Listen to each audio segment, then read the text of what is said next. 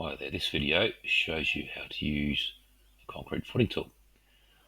So as you would have seen in the previous video, we have drawn the slab and the footings are generally included with that slab.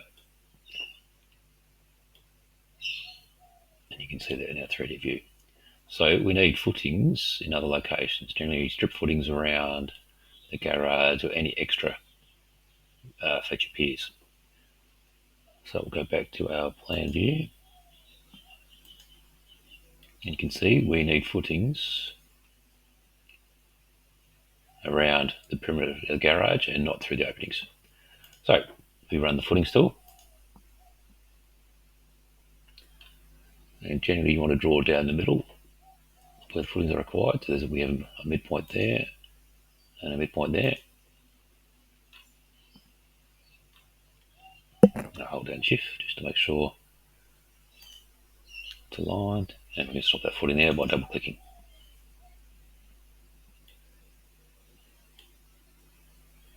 You can see it comes in at that default site classification, has a footing size associated with that location and a mesh. Just need an extra bit of a footing through here as well. So then shift, double click.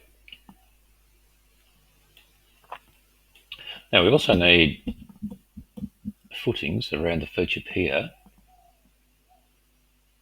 at the front here. And for whatever reason that class isn't available, so we can just turn that on temporarily. So I'll show you a trick here if you need to see something that isn't viewable in your current view.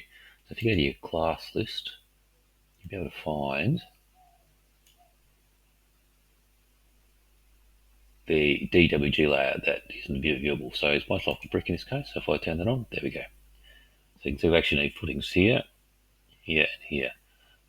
This footing here will be done by the pier post tool, which I'll show you next. Okay, so we need footings there.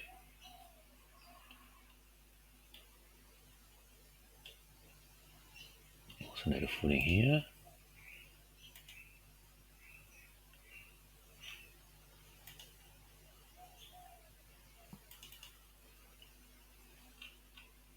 And some sort of footing here. I'll just draw one in like so. That might not be correct, so I'll leave that to you guys to get it correct. So there we have it. So if we zoom, we'll go to a 3D view. See our footings.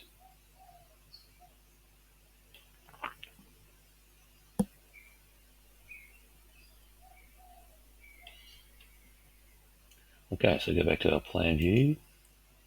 Like the slab tool, we can have a step in our footings. I'll show you an example of that. So if we were to apply a step in this footing, like the slab tool, it turns on a point we can use, or a node. We can drop that on polygon. So when you turn on the step footing, the object reverts back to polyline, so you can then move your step footing node to wherever it starts. If you look at that in 3D, you can see your step footing. So it drops down that 2-3 courses from that point onwards. And of course, we can have different heights of your step footing. So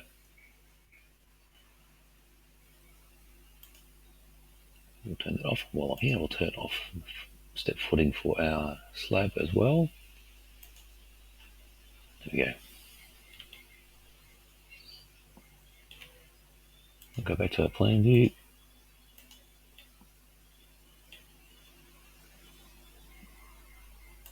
Just quickly go through the quants that we get. You can see it creates a concrete footing recipe with a volume, the concrete footing mesh required, and a number of step downs as well.